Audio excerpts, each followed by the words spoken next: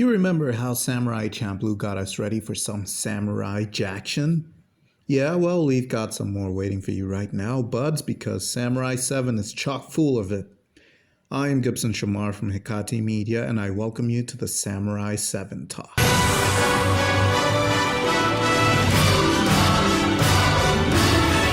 You guys already know the deal. I will talk about the characters and then the show itself. Let's go. First up, we have Kanbei. He's a calm and collected samurai who suffers from survivor's guilt. He sees himself as an unworthy failure due to the number of battles that he has survived while his comrades died. He also states numerous times that he has never won a war. His high skill doesn't really align with that statement, though. He is a man who takes his job and his honor very seriously and has very little time for jokes. Then we have Katsushiro. We can say that he was the first samurai that was recruited. He helped Kirara and Rikichi recover their stolen rice in the city and has been around them ever since. He lives according to the Bushido Code and vows to protect Kirara during this quest. In the beginning, he seemed very skilled, but then it turned out that he was very inexperienced, so his skill only really worked on the untrained. He evolves throughout the series, though. He's a guy who is always trying to prove himself, but never feels like he is enough to match the challenges posed by the society he is in. Next up, Gorobei. He's a guy with the same hair color as me. I think. He has blonde hair by the looks of it. He worked as an entertainer in the streets of the city and liked to show off his impressive reflexes.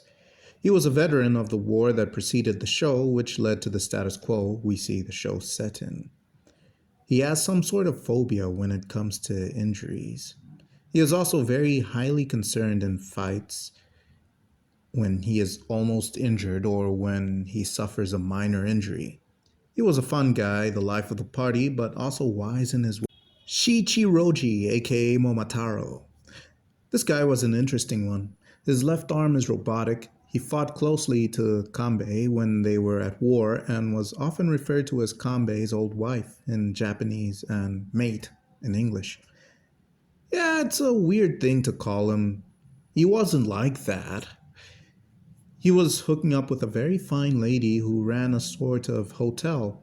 She gave him the nickname Momotaro based on a story of a boy found in a peach who one day went out to fight evil and returned with a treasure for his village. Watch Samurai Jack Season 4 if you want to hear the story. Anyway, he had a pretty nice life until he was called by Kanbei to fight alongside him once more. He's the only one of the samurai not to use a sword. He uses a sort of spear. He's a fun guy, upbeat and with a positive aura which contrasts Kanbei's. Then we have Kikochio. This guy was definitely written to be the children's fan favorite character. He's loud and outspoken. He's immature and chaotic. He's just a big hunk of metallic trouble. Yeah, that's right. He's a cyborg samurai. He was a human who sought to become more powerful in order to fight the bandits who terrorized his village and pretty much any village out there. He has a huge sword that transforms into a chainsaw. He's also the largest one of the group. He's a big troublemaker, often playing around with the little girl from the village, Komachi. He was even meant to be her future husband due to a promise he made her as they played around. Interesting note, he was voiced by the guy who voiced Vegeta and Piccolo. I noticed that his voice sounded familiar as I watched it. Then we've got Heihachi. Not Heihachi Mishima. Whenever I hear his name, I remember Heihachi Mishima. Even though he has the same name as the explosive, loud, abrasive, invasive, powerful, larger-than-life character, this Heihachi is a zen-like dude and is laid back. He is a skilled mechanic who fought in the war as well, but says that he was a traitor and has been living with that guilt. He says that he fed his unit information which got them all killed. Due to this traumatic incident, he is unforgiving of traitors and carries the burden of guilt with him wherever he goes. He was broke, so he would go to restaurants, order food, and then offer to chop wood for them due to his inability to pay up. Nobody ever bothered him. It was a sweet deal. He is a cool guy, always with a smile on his face, and always ready to talk to anyone when they're having problems. He was my favorite character in the show. He did get intense when the situation called for it, don't get me wrong, he's no joke, and with his accurate swordsmanship, you would barely stand a chance against him. Then we've got the last of the seven, Kyuzo. He's a mysterious guy who doesn't say much and likes to keep to himself. He found a kindred spirit in Kanbei when they first met and developed a mutual respect for each other's skill. The both of them challenged each other to a duel where they would fight to the death after their mission would be complete. In fact, the only reason Kyuzo joined the team was so that he could ensure that Kanbei survived so that he could kill him later. He was actually against them and working for the Emperor and the bandits. He never really bonded with anyone in the group. We have Lady Kirara. She is the water priestess of the village that sought the help of the samurai to ward off the bandits. She took on the responsibility of finding the needed samurai with the help of the sacred water in the necklace that she wore. It pointed her to Kanbei, showing that he would be the key to freeing the village. She also developed a crush on him. Sorry, Katsushiro. She likes them distant and mysterious, not eager and intense. She is a gentle soul and cares deeply about those around her, but is able to keep herself composed well enough not to cause any extra trouble when caught up in battles. Then there's Rikichi. This guy is so humble that it becomes sad at some point. He is also always bowing to the samurai and showing them way more than the basic respect needed to elicit their help. He's one of the saddest characters in the show. He lost his wife to the Emperor when she was offered to him in order to spare the village and has been looking for a way to get her back the whole time. His desperation only grew once they had found the samurai. The problem came when he did meet his wife. Sheesh. I knew that anime can hit deep, but what happened there was just not right. Machi, the little mischievous girl who accompanied Rikichi and Kirara to the city on the search for the samurai to help their village. She developed a very deep friendship with Kikochio. She calls him Kiku for short. She even called him her sidekick and it would always agitate him. Out of everyone, I think she would miss him the most because they played together all the time. Well, we've gotten past the likable characters, now for the hateable ones.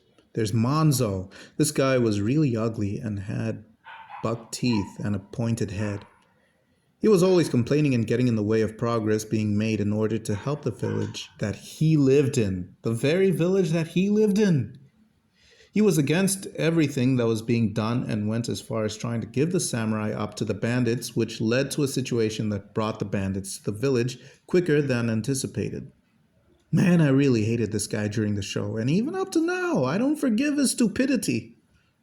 Then there's the main bad guy of the show, Ukyo. His story started off kind of disconnected from everything. It always felt like he was being shoehorned into the story up until the revelation that he is a clone of the Emperor. That's where things started to make sense for him. He's a scheming, conniving, wretched man who was cowardly and spoiled. Despite growing up away from royalty and not even being aware of it, he was just as spoiled as any royal would be, if they were spoiled. He's also sadistic and bitter. Just to spread a little more information on the bad guy's side, there's Tessai. He stayed the whole show just being an underling and subservient to Ukyo, but then revealed himself to be a powerful samurai. This guy had enough skill to subdue Kanbei and Momotaro. They only got saved by plot convenience and random circumstances. He was really good at what he did. He had honor, but unfortunately served the wrong people. He was loyal to the cause that he fought for. It was commendable, but not a good cause in the end. Then there's the most hateable character in the show, Amanushi. He's the emperor. He takes women from the villages under his heel and puts his seed in them so that they may give birth to his clones in order to continue his legacy. Rikishi's wife was among these women, and she was expecting a child born of his seed. He had a cool voice, but was also a disgusting creature because he was in a tank of some sort and had a deformed body.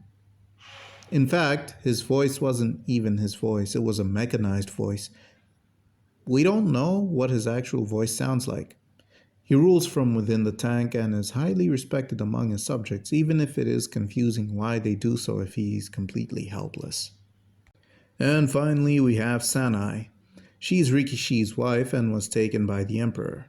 When Kanbei shows up to rescue her, we think that all is well and done, but nope. She seems to have fallen in love with the Emperor and even loses the baby over grief of the Emperor's death. Yeah, she was definitely suffering from Stockholm Syndrome. It's a really sad case because she did not want to go back to Rikishi anymore. Everyone insisted that it's brainwashing, but she sounded very sincere when she renounced Rikishi as her love. Whew, yeah, that's a lot of characters. Well, for an anime that's 26 episodes long, it got a lot of stuff done, and well, this is what us content creators live on. Well, not me, I just make these videos for fun, I don't make money out of them. They don't have nearly enough viewership for that, but one day at a time. So, anyway, let's get to talking about the show itself. The show lends its plot from Akira Kurosawa's movie called Seven Samurai. I had heard about the movie years ago, but I had no idea that it was released in the 50s. I had no idea that it was that old. But to still hear about it today means that it was really a classic that will stand the test of time. With that, I think the movie The Magnificent Seven was also based on Seven Samurai, just set in the Wild West. That's what I expected to see in this anime, but with samurai because, the title. At first, for some reason, I thought that the show was unconcluded, so I went into it expecting to see some sort of cliffhanger and be disappointed that it would not have an ending since it was released so long ago and doesn't have an ending. I was wrong. The show ended. It was a huge sigh of relief for me. The other things that took place here that I looked forward to seeing was seeing who dies. I just had a feeling that this would play out a lot like The Magnificent Seven, the 2017 one. I never watched the original or Seven Samurai, so I was like, yup, people are gonna die in this one once the battle starts up. That was something I got right. Some of the main cast did die. The family-friendly orientation had me dazzled at first, but then it grew on me. It didn't have the gore of Samurai Champloo or other anime. It was pretty simple violence, Samurai Jack style, I suppose. A lot of the time, the people they'd kill would explode, meaning that they're robots. Sometimes they wouldn't explode, meaning that they were probably not robots but people. I was confused, but never in an annoyed way. The plot with Ukyo was also a bit confusing at first. I didn't see the point of focusing on him so much if the samurai didn't really have anything to do with him or were stopping him from anything. The samurai were protecting the village. It was only later on that their paths converged and I started seeing the point of his existence in the show.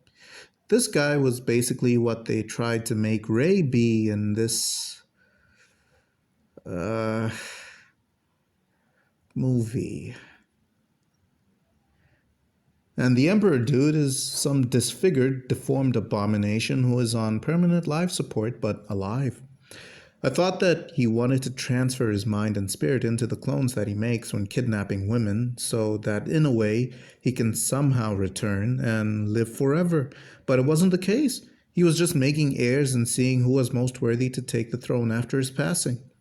I don't understand how they are clones if they are born from wombs of different women, with what I guess is his sperm. But, okay, whatever. It's not my place to question. Rikichi's wife not wanting to go back to him was a gut-wrencher, but a nice little twist on things. I felt bad for him. After everything he did and went through, she just didn't want to go back to him because she was in love with the Emperor. Stockholm effect. Sure, she was treated like a queen in the new place and the guy didn't even touch her. Honestly, he couldn't even if he tried. Basically, she was living the good life with a sugar daddy and didn't have to give him any sugar. Since he was cold and calculating, he would always say the right thing, or at least what a woman in her condition would want to hear. Of course she'd fall for him, even if he kidnapped her. Quick maths, pal. Speaking of quick maths and love, they did Katsushiro dirty in this one. He was clearly in love with Kirara from the start, and a lot of people saw it. I'm sure even Kirara herself knew, but was in denial because she liked Kanbei and didn't want to accept that someone else liked her. After the rejection, Katsushiro took it like a man and went on to dedicate himself to being a warrior with no emotional ties to people like that. He did get at least a kiss from Kirara. Well, he kissed her, but it still counts. And then Kirara got curved by Kanbei, then went to Katsushiro. Nah, lady, this ain't it, chief. That isn't how things work around here. And Katsushiro walked away from her as well. She gave up her water priestess position due to her impurity and put it all on the line for Katsushiro after curving him. He did what was new to him and what his heart commanded. That was a pretty strong and stoic move, actually. Not many guys would be able to do that. I salute you, kind sir. I like how they had the common anime trope of two dogs in the same game who have a rivalry and want to defeat each other in combat. That's also meant for fans to speculate. Goku and Vegeta had the same thing, Naruto and Sasuke had the same thing, Kanbei had it with Kyozo. Unfortunately, they never got to have their matchup because Kyozo died. I would have loved for the show to end on a freeze frame of them about to start their fight. Well, it adds to the tragedy. The setting of the show was also cool, and it was nice to see samurai and mecha blended nicely just like Samurai Jack. There was an extensive lore, and it delved deep into human psychology as well when it comes to wanting more power. The failure of the samurai was in the way they wanted to obtain more power at any cost, even giving up their humanity. The failure of the newly installed government with the emperor was that the new guy wanted absolute power and wanted to squash all of his companions as well. The few that retained their humility and their humanity were the 7 that were chosen. Okay? Half of that on Kikochio. He became a cyborg in order to get more power. At least he still fought for the little guy instead of just wanting to be stronger than everyone. The rest of the samurai were left to be mercenaries who would fight just for food. Not even money, just food. That was a sad state they were in. The action was good, a bit slow and family-friendly for a samurai anime, but very welcome. The emotional weight of the happenings was notable too. Characters like Monzo added to it. He was very annoying and I honestly wish he died. I knew that he wouldn't because he was safe from battles, but I just really wished that he would die. He was very cowardly and controversial and ugly. He had an attractive daughter though. My favorite character was Heihachi. His relaxed attitude with intense outbursts when necessary really drew me to the character. The way he was friendly and open to everyone and just very likable preemptively told me that he was going to die. Unfortunately, I was right. In his scene, I saw that something was wrong just before they showed us that there was something wrong. One death that caught me off guard was Kikochio. He had so many moments where he was close to death and near death. He was shot multiple times and powered down, even when they were fighting the main bad guy and it was time for the main cast to start dying. But no, he survived all of that. And when I thought that somehow he was going to make it, he sacrificed himself and actually died. That one really caught me off guard. That emotional shock was all part of the grand design, wasn't it? You guys really did well there. Another guy that I thought was gonna die was Momotaro. He had everything set up for him to die. The loving girl, the business, the promise of a return with treasure. But nope, he made it out alive and lived on with Kanbei, having both survived yet another fierce battle that claimed the lives of their comrades. Ukyo's death was another problem. It took too long to happen. The guy was tearing stuff up and kept having many fake-out deaths in the same episode. I was like, dude, just die, will you? Thankfully, he did. It's been long since I had an anime make me feel that way. That's the making of a good show. That's what Samurai 7 is. That's what we go for when searching up things to watch. The heartwarming visuals that bring that nostalgic feeling is also a bonus. I've grown to appreciate the older shows a lot more now than I would have a long time ago, and I am glad to have witnessed such a quality story. Thank you, Toshifumi Takizawa, director of the show, for bringing it to life. And thank you, Akira Kurosawa, for inspiring this. Rest in peace. I will also go watch Seven Samurai and the original Magnificent Seven as a tribute to the respect I have for this show. Don't judge me for watching the work that was inspired by something else before watching the thing that inspired it. It happens, okay? It's not like poetry, it doesn't rhyme. Well, everyone, I have said all I can about the show. Please check out our Facebook page, our Instagram page, and the rest of our channel for more Hekati Media content. Thanks for watching, and have a good day.